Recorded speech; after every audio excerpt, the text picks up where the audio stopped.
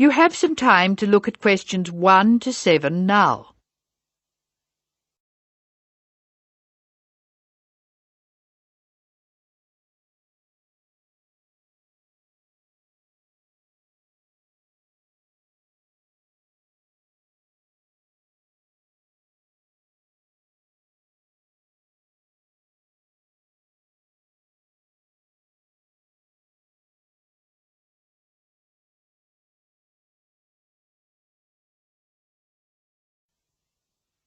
Now we shall begin.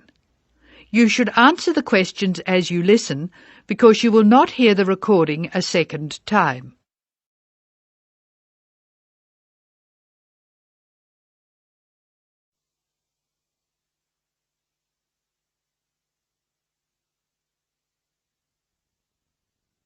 Now listen carefully and answer questions 1 to 7.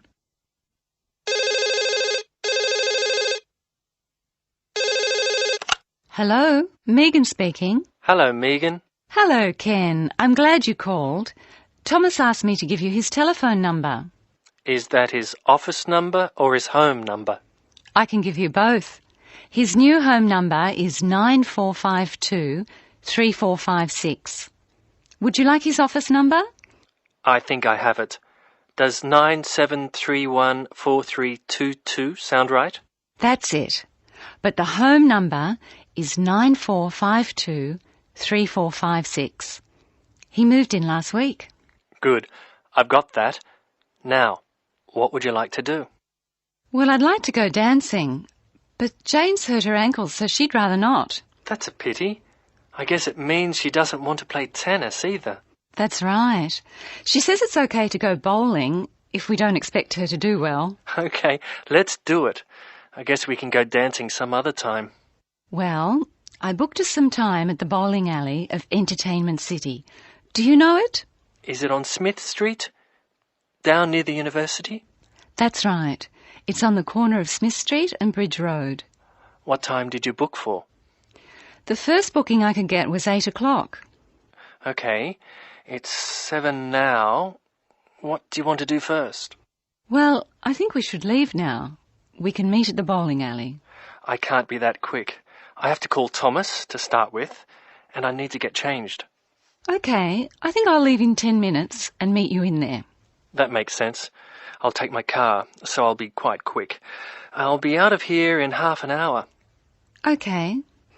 You're so lucky to have a car. You can get around so easily. Well, yes and no. I often spend ages driving around trying to find a park. The traffic can be very bad. Well, that won't be a problem for me, because I'll take the bus. It goes right past my door, and I'll have plenty of time. Sounds good. Who else is coming? I think nearly everyone from the afternoon class will be there. Which class? The big maths class or the afternoon tutorial? The maths class. What's more, we get a concession for large numbers. That's good. I'm trying to keep my expenses down this month. So am I. I expect tonight will cost about $20. You must be good with money. I expect it to come to, nearly $40. So how are you going to manage that? Well, the bus is cheap, and if I come home early, I won't have time to spend too much. In any case, I have to be up early tomorrow morning, so I'd really better try to get home by about 11. That reminds me. I have to phone the taxi company for my mother. Goodbye, Megan. I'll see you later. Goodbye, Ken.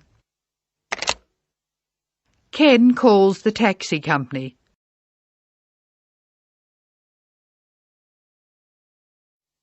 First, look at questions 8 and 9.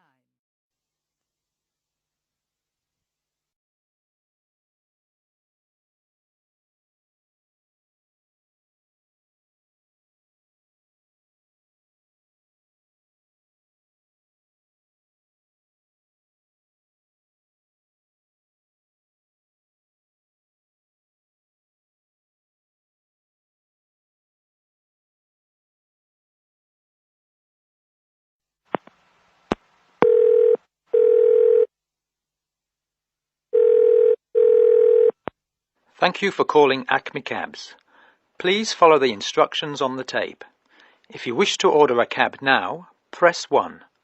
If you have placed an order previously, press 2. If you wish to make an advance order, press 3. Please be ready to tell us your street number and name. If you wish to speak to the radio room supervisor, press 4. If you want to inquire about lost property, press 5. If you want to order a taxi equipped to carry wheelchairs, press 6. Your call is very important. Please stay on the line for the next available order taker. Hello, I think I left something in one of your cabs on Thursday. It was a brown paper package with an address written on it in green ink. Has anyone handed it in? That is the end of part 1. You now have half a minute to check your answers.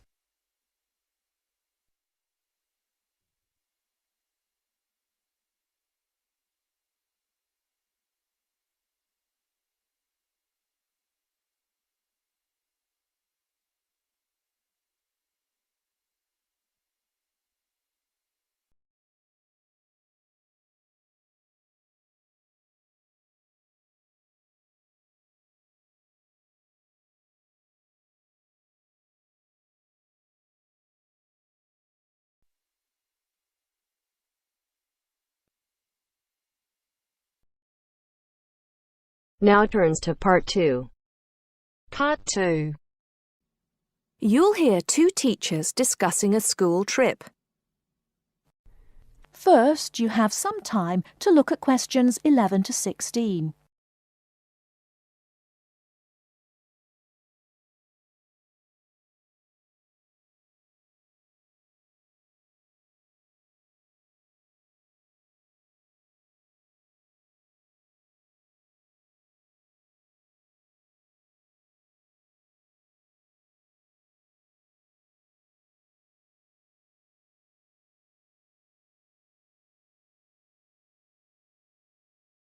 Now, listen carefully and answer questions 11 to 16.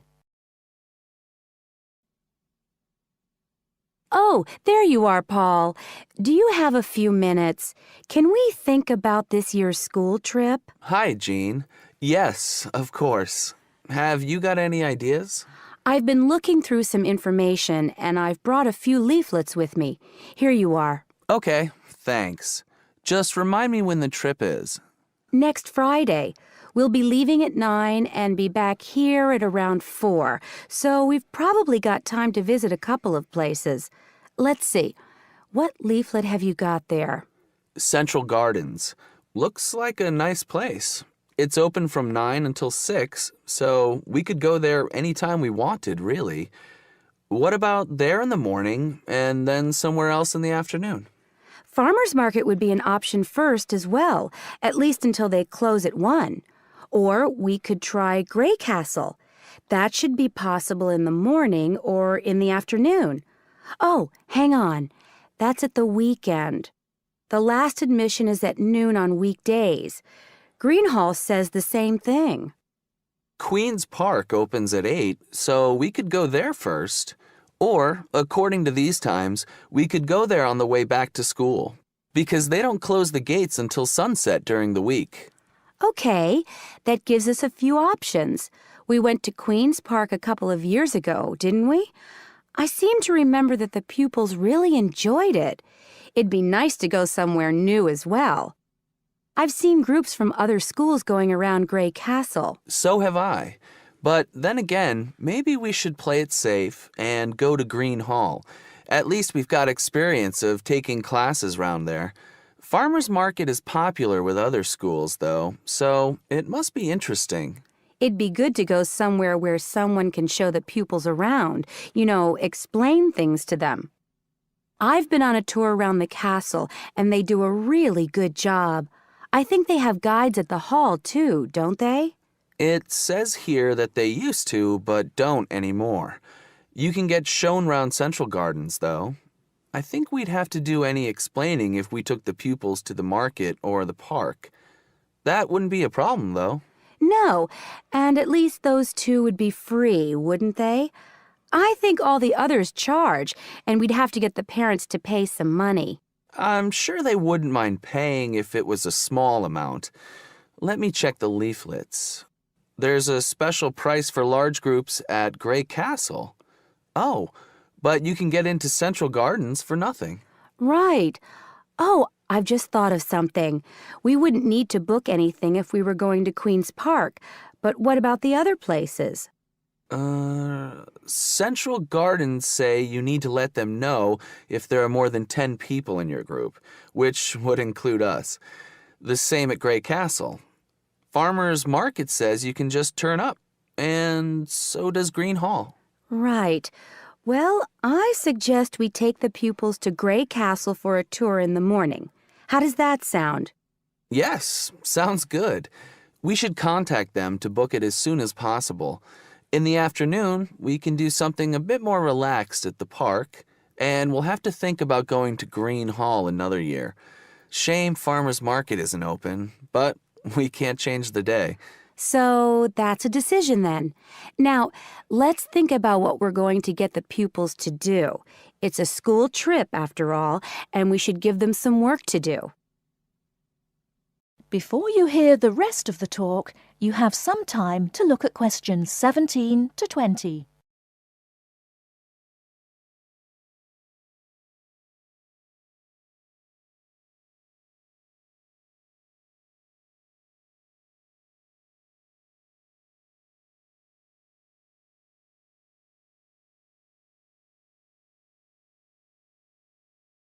Now listen and answer questions 17 to 20. I think they should know something about the place before they go. That way they know what they're looking at, and they'll be able to write about it better when they get back. I'll put some information together to look at home and give them copies after the next lesson. Good idea. I'll write something for them to do as they're going round the place. We did a quiz last year, and that worked really well.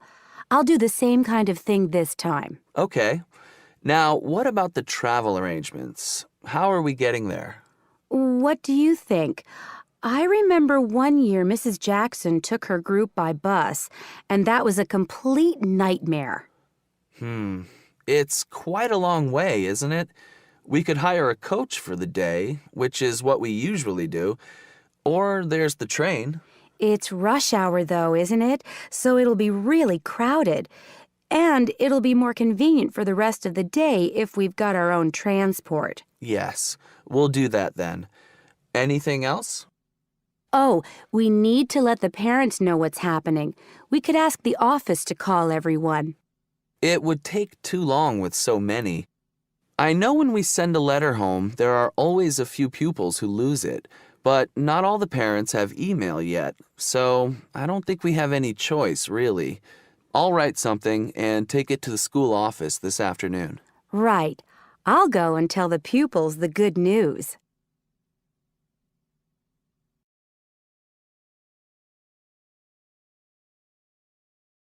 That is the end of part 2.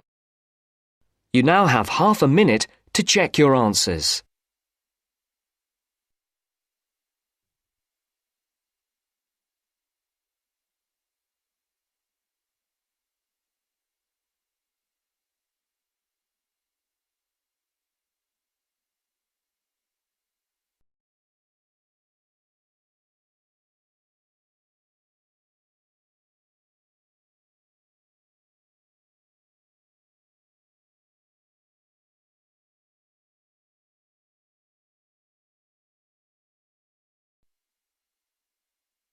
Now turns to part 3. Part 3. You will hear a radio program in which the speakers discuss the importance of looking after old people in winter. First, you have some time to look at questions 21 to 24.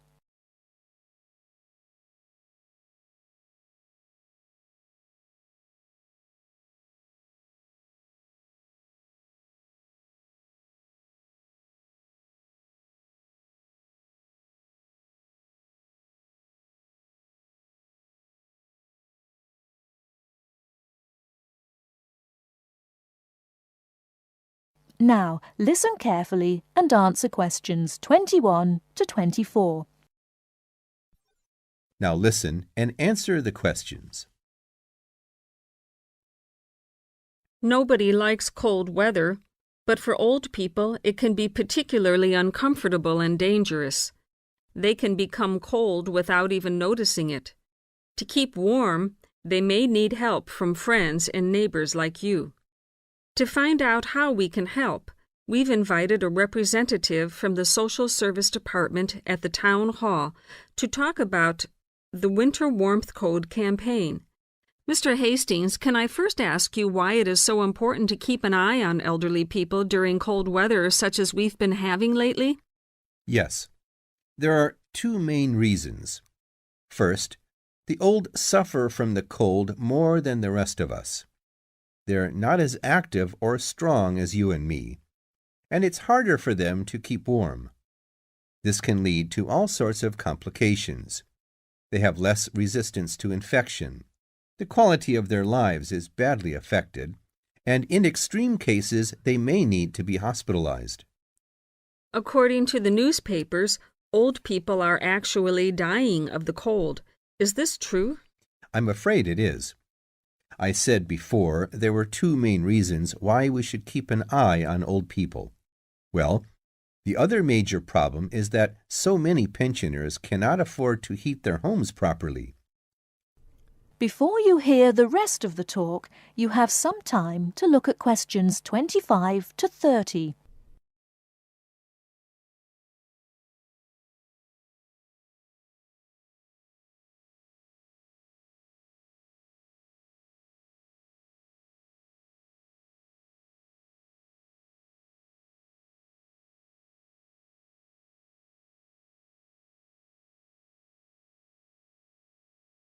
Now listen and answer questions 25 to 30. They may already be living in difficult circumstances. Then, in an exceptionally cold winter such as this one, they may just not have enough money to pay for the extra heating necessary. It seems terrible that in a society such as ours, this should be happening. It is. And what the Winter Warmth Code campaign aims to do is to bring this problem to the attention not only of the government, but of everybody else in society. We all have a duty towards our old people to make sure that they do not suffer in this cold weather. So now to the practical side of things. What can we do to help?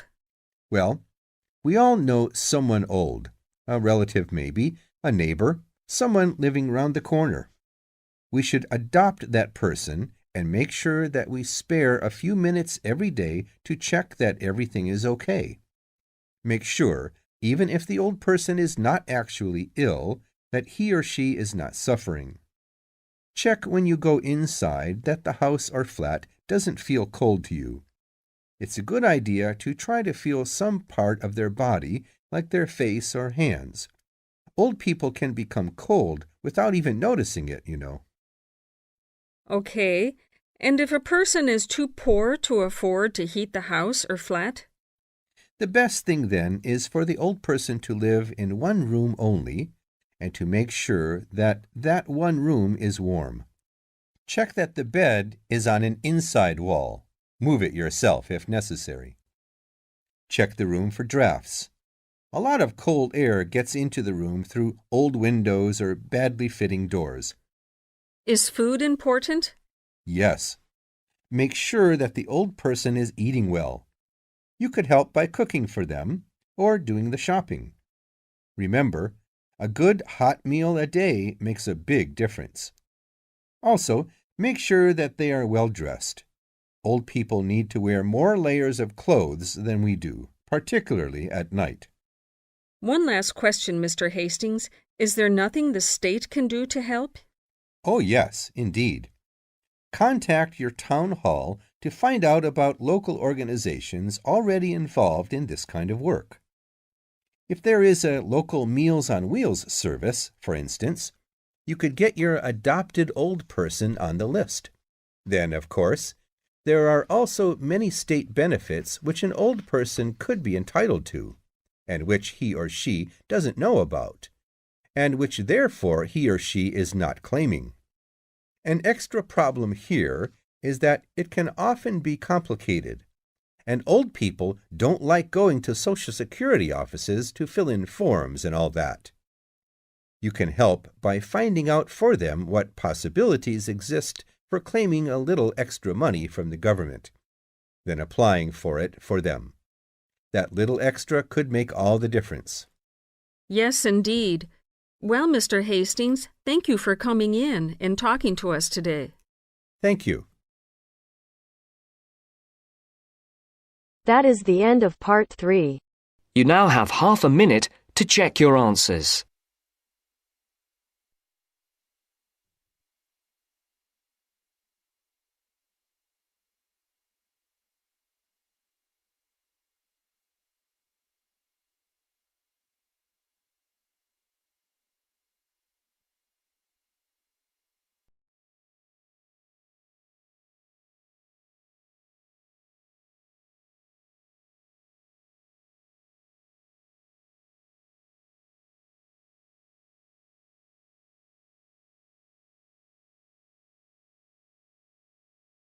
Now turns to part 4.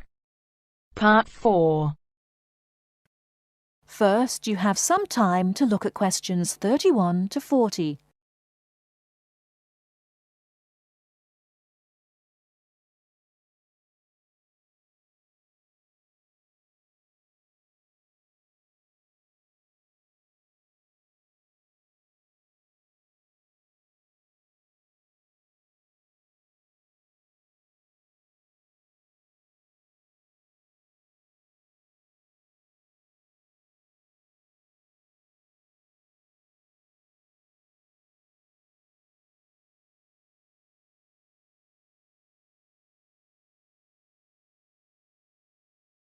Now, listen carefully and answer questions 31 to 40. Today I'm going to talk about the city of Barcelona and its architecture. First, the city. Barcelona is a city of some 1.5 million people. It is a port situated on the northeast coast of Spain in the province of Catalonia. The people speak Catalan as their native language, but most are also fluent in Castilian Spanish, and some speak English too. The city centre is surrounded by a ring road which encloses a grid with 2 major roads running diagonally across it.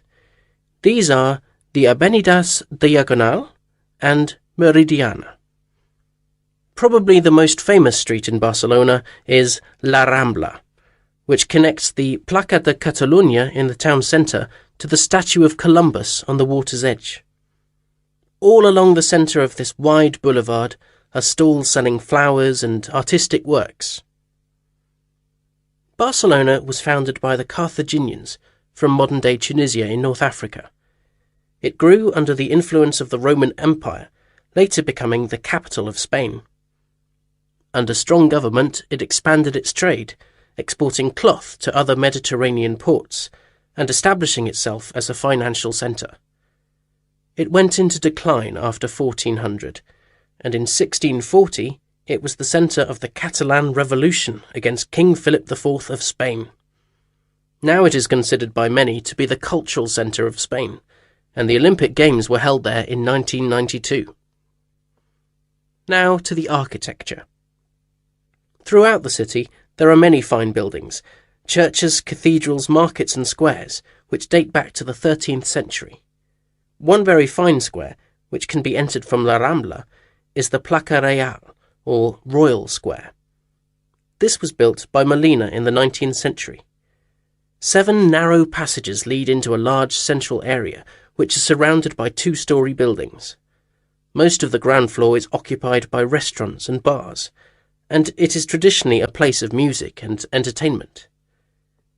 It is impossible to talk about the architecture of Barcelona without mentioning Gaudí, who dominated the scene from the 1880s until his death in 1926.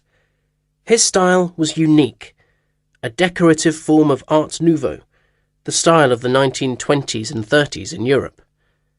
It was based on organic natural forms, which often seem to defy the qualities of the materials they are made from. I will mention just 3 of his best-known works today.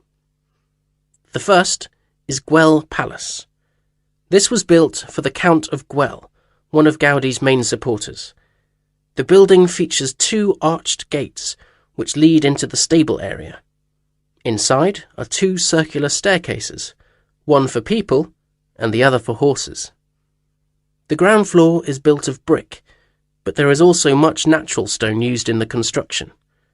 The roof is quite fantastic, with brightly coloured sculptures built around the chimneys and ventilation shafts. Another project commissioned by Güell is the park named after him. This was meant to be a garden city with 50 houses, but in fact only 2 were ever finished. The influence of nature is strong in the cave-like spaces and animal figures, and again, much use has been made of brilliantly coloured surfaces. But the greatest of Gaudi's works is still under construction, and it is not expected to be finished until 2041. He began work on this cathedral, known as La Sagrada Familia, Church of the Holy Family, in 1882, which means that it will have taken 159 years to complete. The finished building will have 18 towers, the highest being 170 metres high. The building will be 95 metres long by 60 metres wide, and it will hold 13,000 people, a truly impressive monument to Gaudi's great genius. And that's all we have time for today. Next week, we'll look at some of Gaudi's smaller projects, and also his furniture designs. Please make sure that you complete your assignment on Le Corbusier by this coming Friday. That is the end of part 4. You now have half a minute to check your answers.